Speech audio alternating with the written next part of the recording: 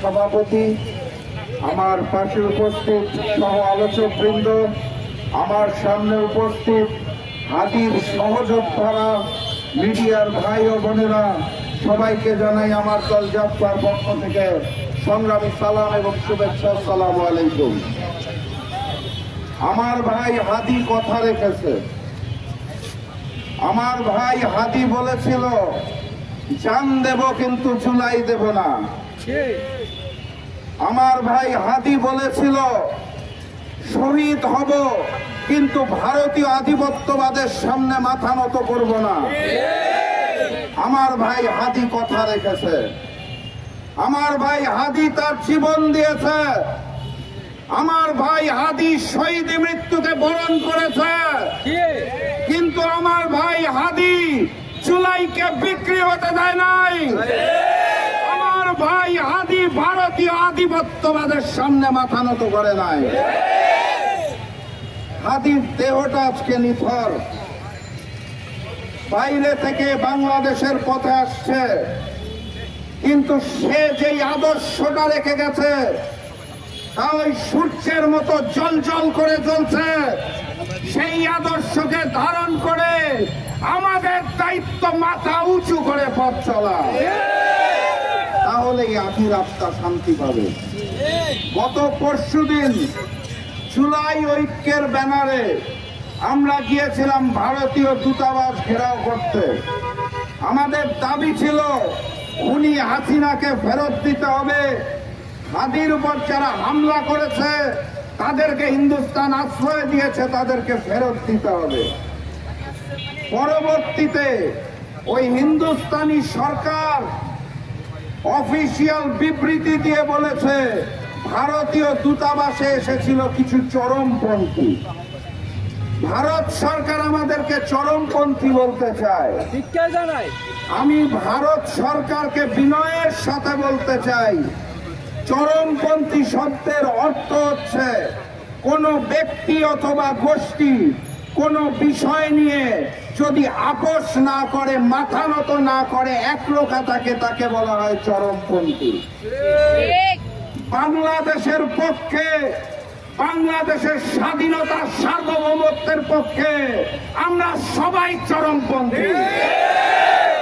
ভারতীয় আধিপত্যবাদ এবং ভারতীয় আগ্রাসনের বিরুদ্ধে আমরা সবাই চরমপন্থী। আপনাদের ওই চরমপন্থীকে আমরা গালি হিসেবে নেই না, আমরা সম্মানের সাথে নেই। কারণ আপনাদের জানা থাকা উচিত, হাদি শহীদ হতে পারে, লাখো হাদি ঘরে ঘরে তৈরি হয়েছে বাংলার মাটিতে।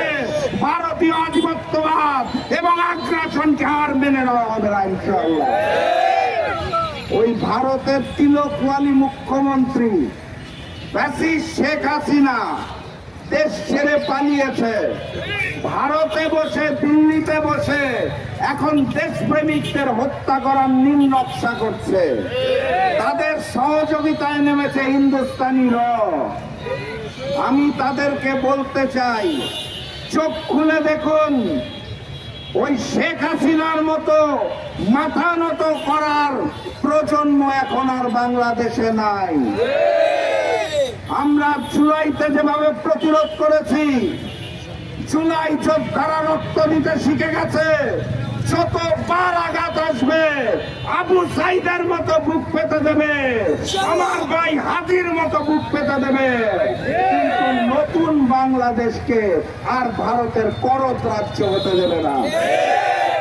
আগামীর বাংলাদেশে গড়ার জন্য প্রত্যেকটা ঘরে ঘরে নতুন করে হাদি জন্মাবে, প্রত্যেকটা ঘরে ঘরে আবু সাইদ জন্মাবে।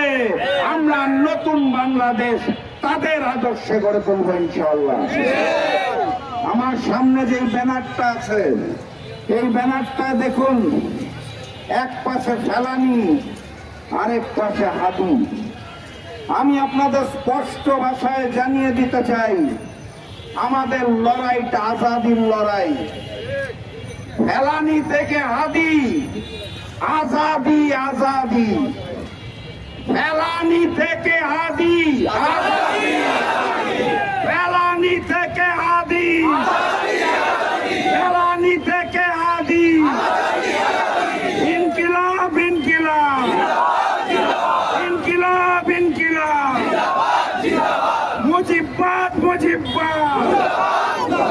মুজিববাদ মুজিববাদ, নারায়ে তাকবীর, নারায়ে তাকবীর।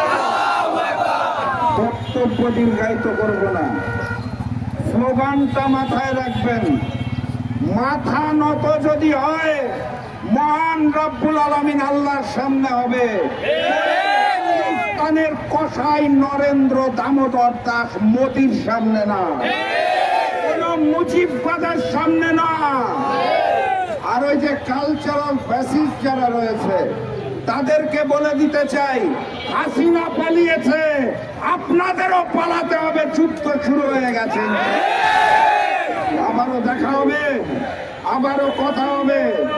আদির জন্য দোয়া করবেন, নতুন বাংলাদেশ সবাই মিলে গড়ে তুলবো ইনশাআল্লাহ। বিজয়ের পথে যাত্রা শুরু, জীবন অথবা মৃত্যু। আসসালামু আলাইকুম।